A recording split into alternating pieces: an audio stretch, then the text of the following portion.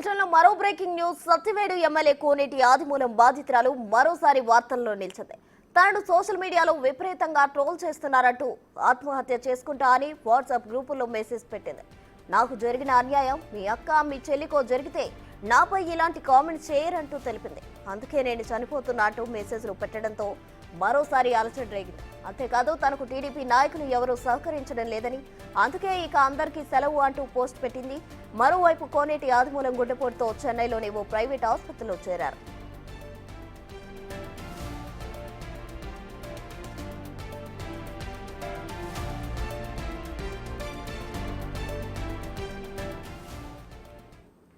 Satyavedu MLA కోనేటి ఆదిమూలం బాధితురాలు మరోసారి వార్తల్లో నిలిచారు. తనను సోషల్ మీడియాలో వేధిస్తున్నారు అంటూ ఆమె మెసేజ్ పెట్టి ఆత్మహత్య చేసుకుంటా అంటున్నారు. దీనికి సంబంధించి మరిన్ని వివరాలు మా ప్రతినిధి దామోదర్ అందిస్తారు. దామోదర్, ప్రస్తుత రాష్ట్ర వ్యాప్తంగా సంచలనం కలిగించిన ఆదిమూలం సెక్స్ వీడియోలకు సంబంధించి అందులో ఉన్న బాధితురాలు అయితే మొన్న సాయంత్రం తిరుపతి ఈస్ట్ పోలీస్ స్టేషన్ లో ఫిర్యాదు చేసింది. అయితే ఆ తర్వాత ఆమె నిన్న ఏదైతే పరీక్షలకు నిరాకరించినట్టు సమాచారం. అయితే మరోవైపు ఆమె నిన్న తన ఏదైతే సోషల్ మీడియాలో రాత్రి 12:30 సమయంలో ఒక మెసేజ్ పెట్టిన సమాచారం. ముఖ్యంగా టీడీపీ ఏదైతే ఇప్పుడు సత్యవేడు నియోజకవర్గానికి సంబంధించి మీడియా గ్రూపుల్లో తనకెవరూ సహకరించడం లేదు, ఈ పార్టీ నాయకులు ఎవరు సహకరించడం లేదు, మీ తల్లి చెల్లికి ఇలాంటివి జరిగితే మీరు ఊరుకుంటారా అంటూ తాను ఆత్మహత్య చేసుకుంటానంటూ ఒక మెసేజ్ పెట్టింది గ్రూప్ లో. అయితే దీనికి సంబంధించి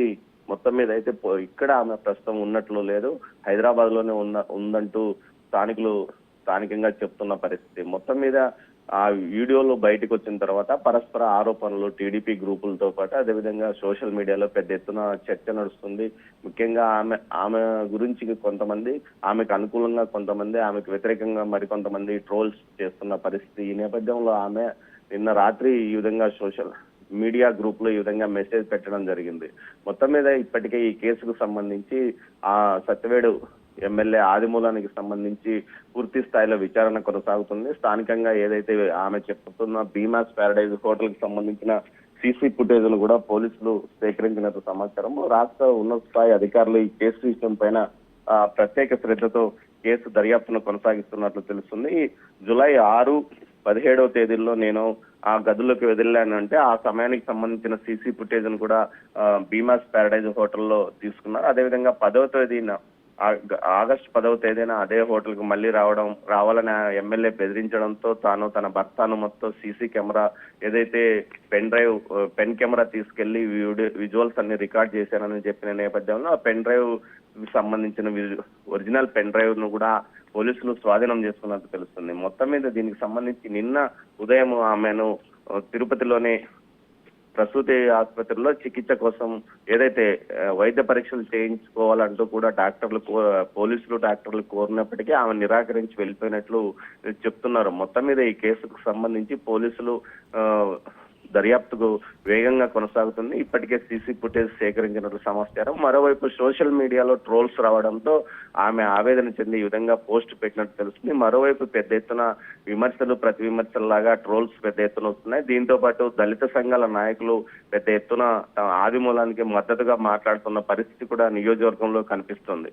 దామోదర్, మరోవైపు అటు ఆదిమూలం గుండెపోటుతో చెన్నైలోని హాస్పిటల్లో జాయిన్ అయ్యారు అనే సమాచారం అందింది. దానికి సంబంధించిన డీటెయిల్స్ చెప్తారా?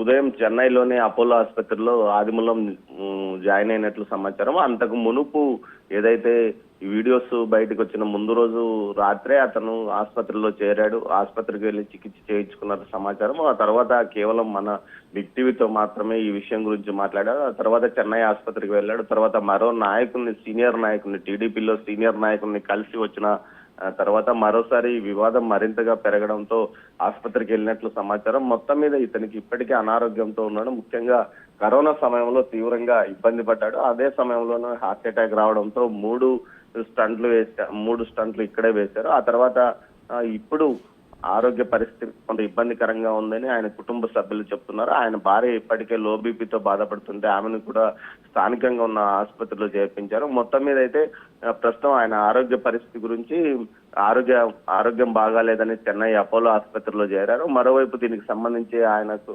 అరెస్ట్ ఎప్పుడు ఉంటుంది, ఆయన అరెస్ట్ చేస్తారా లేకపోతే బెయిల్ కోసం కోర్టుకు వెళ్తాడా అన్న చర్చ కూడా నడుస్తుంది. మొత్తం మీద ఈ కేసుకు సంబంధించి అంటే 72 సంవత్సరాల వయసున్న ఈ వ్యక్తిని అరెస్ట్ చేసే అవకాశం ఉండదని అంటున్నారు న్యాయ నిపుణులు.